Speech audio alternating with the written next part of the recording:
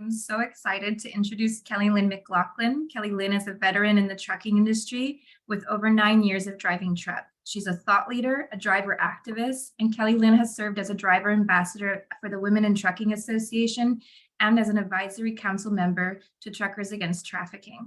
Currently, she drives OTR at Clean Harbors and is a Women of Trucking Advisory Board member at the FMCSA. An advocate for female drivers, Kellylyn has fought tirelessly to improve driver conditions at shippers and carriers nationwide to the benefit of all people who move freight. So with that, Kellylyn, thank you so much for joining us today. Thank you for joining us from your truck. I really appreciate it. I want to get started just asking you, what made you decide to become a truck driver? It wasn't intentional, and I got into it I was a band parent in my kids' high school band, and I was director of logistics as a volunteer, and we had a bunch of different trailers, but we had a 53-foot lowboy.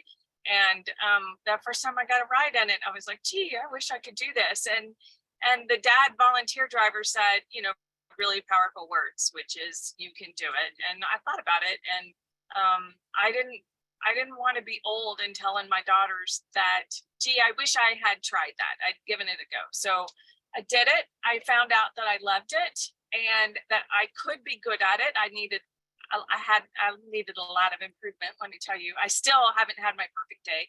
And I found my inner strength. I learned a lot about the country, our infrastructure, how important this industry is, how overlooked it is. And there was a lot of room for improvement. I had questions. So I'm still here 9 years later. That's amazing. So we've talked a lot over the past few weeks. It's been such a pleasure for me to get to know you. And I wanted to talk about some of the challenges that you'd love to be seeing addressed in this industry, particularly those that impact women. So we've talked a bit about CDL school, about training, in-cab sleeping arrangements for drivers. Can you talk to us about some of these barriers and how they impact specifically women? Yeah, I mean, there are a lot of challenges. It's a very complicated industry, and not all companies and carriers have the same needs or can respond easily, right, to changes in the industry. But I think overall, the biggest challenge this industry has for women is that for years, we haven't looked at truck driving as a workplace, a work environment. And the people were seen as assets, right? Not really people.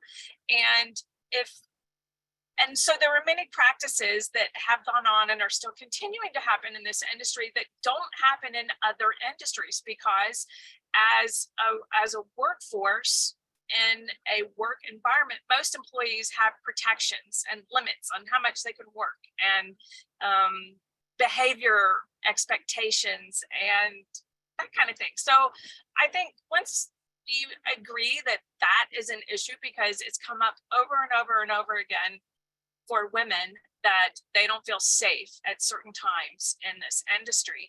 And every company and every customer we deal with should have a zero tolerance for harassment and bullying of any kind. FMCSA recently did a commercial motor vehicle sexual harassment and assault survey. And there's 3.5 million drivers in the country, but only a tiny portion of the drivers actually got the survey and were able to respond. And I got to give kudos to the U.S. Department of Transportation at FMCSA that they brought that to the Women of Trucking Advisory Board. And they weren't happy with the results either. And they're not just letting it go and letting it settle. They're revamping it. We gave them our perspective and some ideas, and they're looking to other leaders in the industry to improve the outcome for that. But the thing that I thought was interesting was that the women were experiencing harassment of a sexual nature almost at the same percentage as men were having issues in the industry with assault.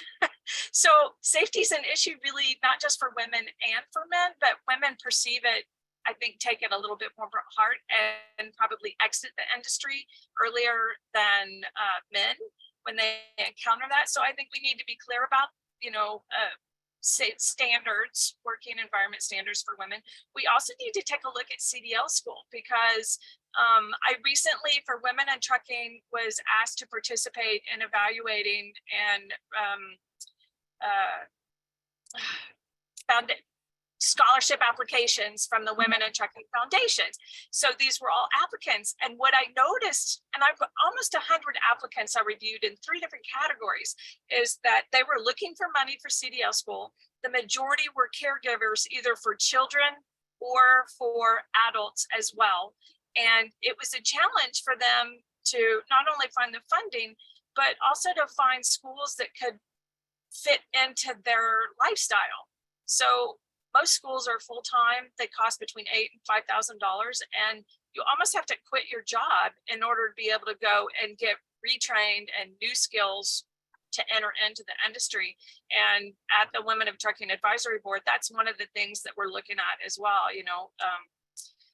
So, I mean, I don't know what to say except for that there's a lot of great things in this industry, and there are organizations like Women in Trucking and some others that do provide scholarships and are also working on best practices.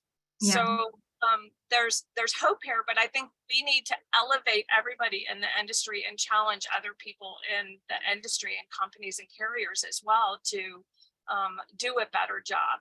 Yeah, absolutely. And I think one of the things you've mentioned to me in the past is when it comes to being onboarded as a driver, thinking about things like self-defense and other things outside of the kind of day-to-day tasks that you would need to be, obviously educated for on safety, but the other aspects of this career and what it means to be on the road, potentially sleeping in, truck stops and your cab, things like that. So I thought that this was all great insight you shared with us.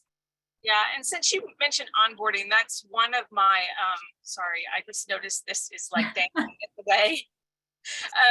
So Okay. it's one of my real strong platforms that I talk about. And many carriers ask that the trainee and the trainer share a sleeper berth. And that's just not a good idea. It doesn't even matter if it's mixed gender or not. It's definitely a no-go with mixed gender. But I can't think of another career where you would be asked to share a sleeping area arrangement with your supervisor or your trainee. It's just not appropriate. And that was one of the questions when I came into this country or into this industry. I was like, why are we doing this? It just doesn't make sense. And it would be nice if everybody stepped back a little bit and asked themselves, do you want women in this industry? Do you recognize that we're safer drivers than our male counterparts? Are you willing to change the paradigm and step ahead and be a leader and do something different? And not just do it the way it's always been done, because that's the way it's been done, right? Yeah. And, yeah, go ahead. No, fully agree with you. And I think too, it's important to be the leader. It's important to also follow the leader, right? That's when change really happens, is when more companies come together and say, no, we're going to change this standard. And that's really how we can, come together to make a difference. Yeah. I I was just going to say, one of the things that really was a challenge for me when I came into the industry, because I didn't come from a mechanical background. I passed all my CDL tests, right? I got my CDL license, but that does not mean that you know everything you need to know, right? And one of the places that I was really lacking was the mechanical world. And I knew what a good tire looked like. I knew what a good brake looked like. I knew what perfect airlines look like, but I didn't have the experience in the background to know, how do I know if my brakes aren't quite right? What does a slack adjuster out of alignment look like? What does a bad tire sound like if you're thumping it? And I think it would be great for women to feel more comfortable and be more successful earlier on if they, as part of the onboarding process, got more of that training and got time to do a pre-trip with a mechanic. Yeah, that's so great. And I think too, like going back, it's a mutual benefit, right? Because if you're driving and you don't know how to identify these things and then something goes wrong, like that's a big loss. It's a small investment to be proactive and preventative with this type of training. So thank you for bringing that up. I wanted to ask you about your role at FMCSA. You're currently a board advisor there for women of trucking. How did you get into this space? Well, I applied first, right?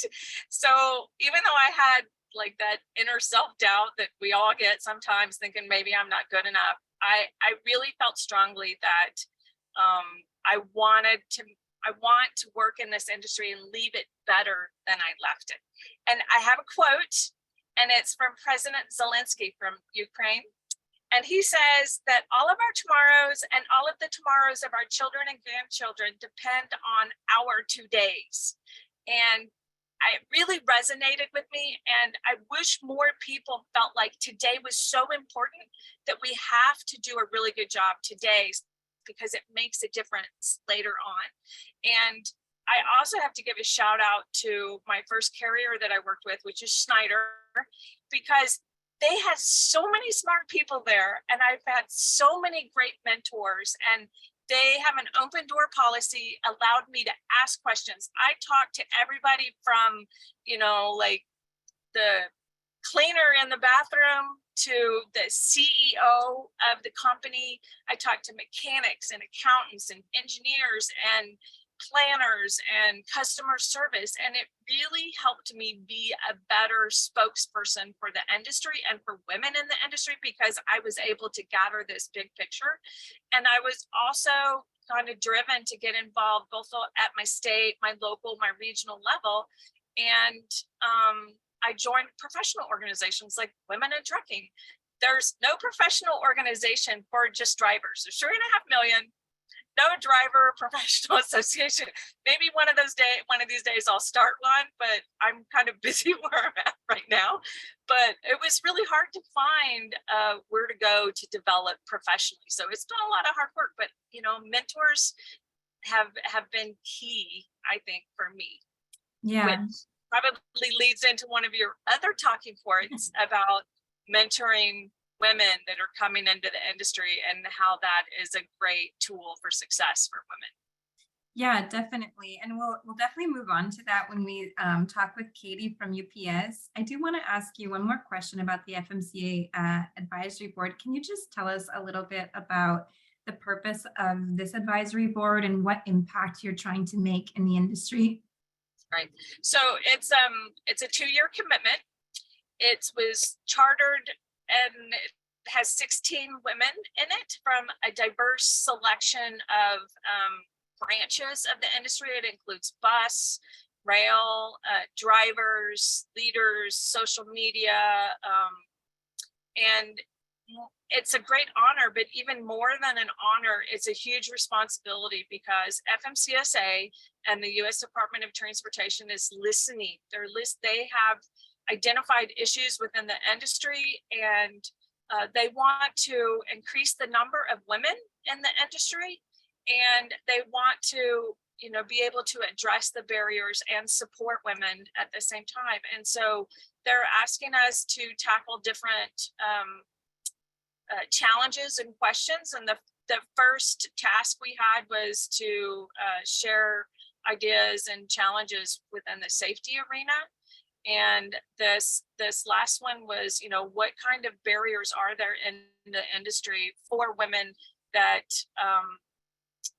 we might have ideas about how to address or to maybe change up a little bit. And safety kind of rolls into that as well, but they're really looking, this administration, to make long-term changes and improvements in the industry for everybody's benefit. And Secretary Pete Buttigieg gave us kind of a pep talk, and he said, if we improve the lives of women, female professional drivers, we improve the lives of all professional drivers. And so he's really looking for guidance and ideas from this group. So huge responsibility. That's amazing. And final question for you, Kellylyn. What advice do you have for women in this industry who'd like to become more active contributors like yourself? I would say figure out where you want to go, and then figure out what your weaknesses are, find mentors, network, join professional associations. You got to get in here and do it. You need to research your companies. It's a two-way street when you're looking at getting a job, and interview everybody you can. I did lots of informational interviews, but you just have to get involved. And if you got heart and the desire, I think you can find the right group to affect change. I fully agree. And I think you said something too earlier about like overcoming that inner self-doubt. I feel like maybe as women, we're more likely to experience that than some of our peers. And just like swallowing that down and going after what you want, because also if we aren't being active, proactive in the industry, we need to like represent other women, right? For them to see themselves and come in. So it's important for us to be active. Yeah. We need to make way for the next generation. It's Yeah. really important. And I think a lot of people, when they see women in the industry, they see people like me that are kind of older, but I'm looking out my window for those younger people. What can we do to entice younger women to come into this industry? And addressing safety and the whole CDL school thing is a good start.